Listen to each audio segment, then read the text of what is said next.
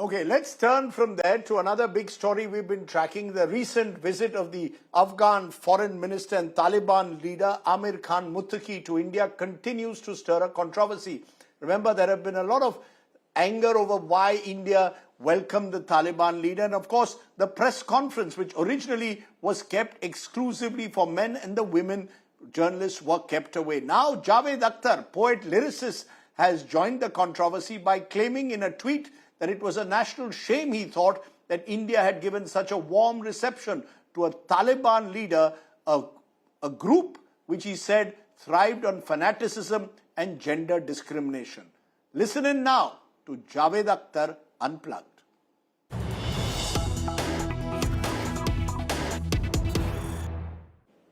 And joining me now is a very special guest, joined by the one and only poet-lyricist Javed Akhtar. Appreciate your joining us. Javed Akhtar ko gussa kyun aata hai is how I'm putting this, Javed bhai, to you, because you've said on Twitter only yesterday, in the context of the Taliban, I hang my head in shame when I see the kind of respect and reception given to the representatives of the world's worst terrorist group, Taliban, by those who beat the pulpit against all kinds of terrorists. Now, the government of India may well say, Javed Akhtar, that the Taliban today is fighting Pakistan and your enemy's enemy becomes your friend. So how would you respond if someone told you that? No, this is not a foolproof law that enemy is a friend. What we dislike, and for so many years India had some kind of a boycott towards South Africa because there was apartheid, and they were treating their own citizens who were not white like almost subhumans. We protested, and we did not make any ambassadorial relations with them. We did not play cricket with them. We did not do anything with them. It was a complete boycott for years because of this reason. Now, here is a country where half of the population, which happen to be women, are treated like animals who have no right. All the schools and colleges of that country for women are closed down. Even the history books where women are important, or the books about women, have been removed from the university's library. Why are we entertaining them? For any reason. We have a dispute with Pakistan because of their Pakistan's regressive, communal, and violent, sometimes very violent response to our country. So we don't like him. And we say that not that we don't like every citizen of the country, but we have certain grievances and totally justified grievances against the system, against the army, and against the governments of respective governments of Pakistan who are pushing, organizing, helping these kind of elements. All right, fine. So we are against them. But there is another country. We don't share borders with them. But what kind of policies this country has towards their own citizens? Does it not make any difference to us? Then why we had boycotted South Africa? But on what grounds? But Javed Akhtar, there will be those who will say you're raising certain moral questions about the treatment of women by the Taliban. It means, all right, so it means you were wrong. As I said at the outset, diplomacy, the government will say has no place for such universal moral values. It means, in other words, say it simply, that we were wrong by boycotting and keeping away from South Africa, white South Africa. Is that you are saying? Say it.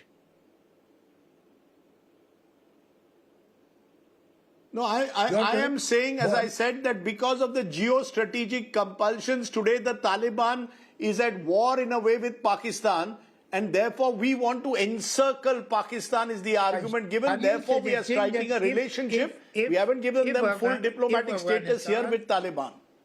If Afghanistan would have been under the regime of Hitler, and Afghanistan and Pakistan would not have been friends, we would have been friendly with Hitler. Say it. Yes, we would be. I want to hear it. No. Your Well, turn. this is for our government. This is for our government to answer No, this where do question you you've stand? raised. Because But since you what are is your asking me the question, is your government has not principle? asked Do you me. believe that the Taliban? Yeah. No, so do you believe that Taliban itself is a medieval mindset that has no place in modern society? That's essentially where you're coming from? Am I right? I am saying that they are treating half the population of their country as animals. Is it acceptable to us to have relations with a country of that sort? Then either we were wrong in We boycotting all, South Africa, or we are wrong in having this kind of relationship with Pakistan for any expediency, for any reason. There could be hundreds of reasons to have good relationship with white South Africa, but we did not care for that on a principle.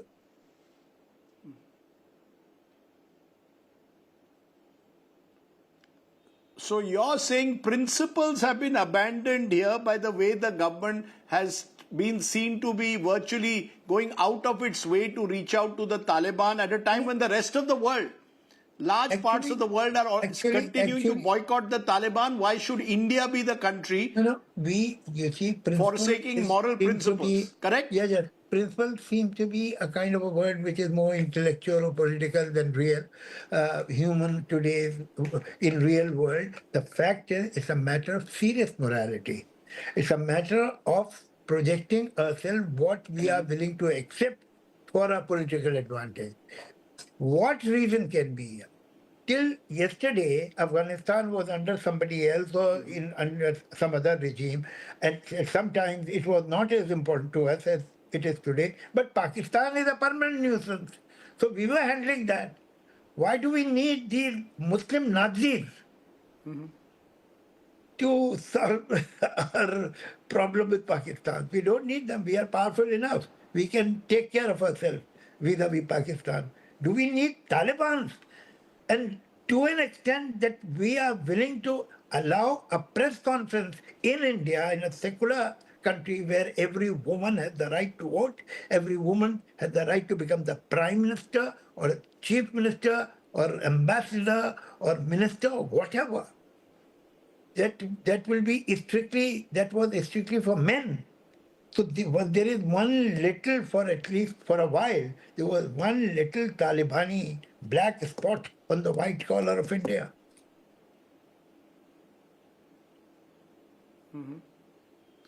You used a very strong word just now, Muslim Nazis, because you say also in your tweet, shame on Deoband too, for giving such a reverent welcome to their Islamic hero, who is one of those who have completely banned girls' education, my Indian brothers and sisters. You're referring essentially to the kind of welcome the external affair, the Afghan minister Muttaqi got. Tell me, define this word Muslim Nazis and why you're angry with Deoband as well. No, I'm not angry. As a matter of fact, the fact is that they have shown their real faith.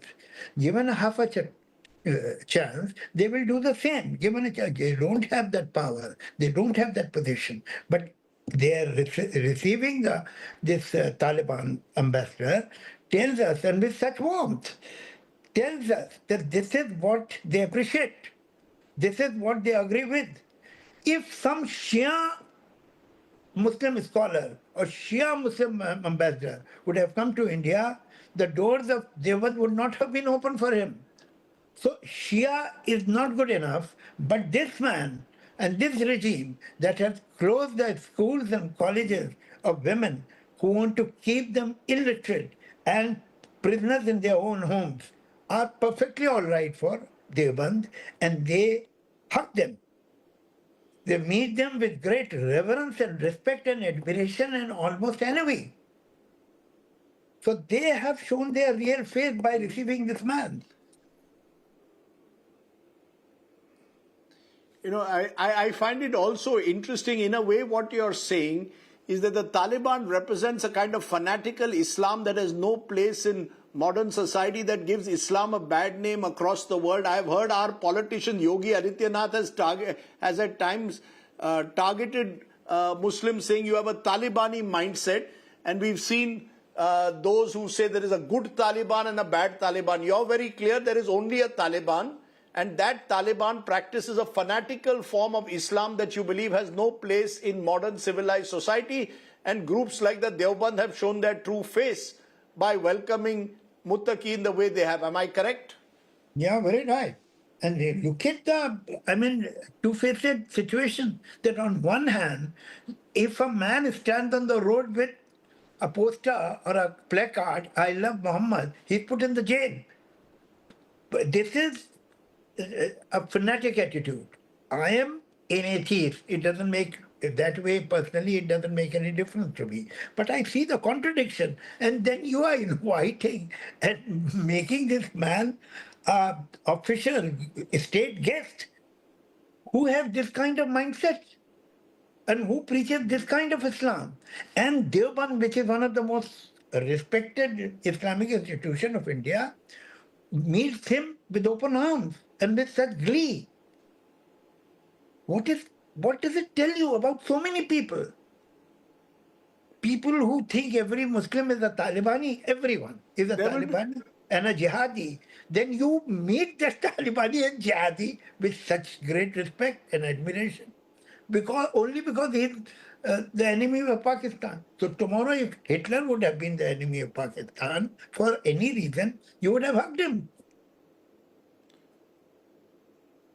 And look at these Deoband people. Do you make a distinction between good? You see, I must tell one thing to Deoband ulamas and scholars.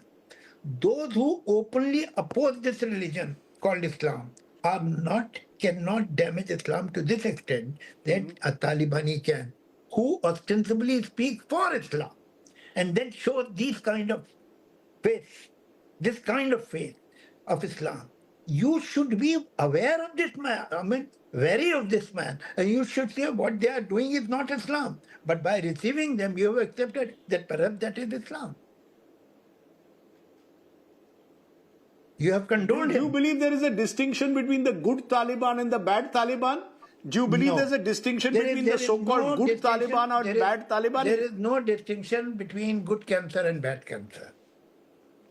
Is there anything like good cancer? At least I am not aware of it.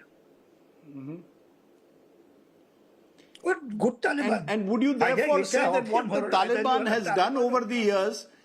Yeah. And you're very clear that the Taliban does not represent Islam or represent the wider population of Muslims. Am I clear across the world that they only represent themselves? No. That is not my expertise. I will not poke my nose in that.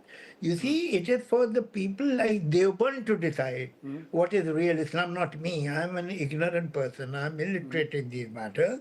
So if they receive him, what choice they have left for me? But to believe that perhaps, yes, they are admiring this man, they are meeting with such warmth, while they will not invite a Shia. So it means this must be their Islam. Who am I to decide that? It is for Deoband to decide, not for me.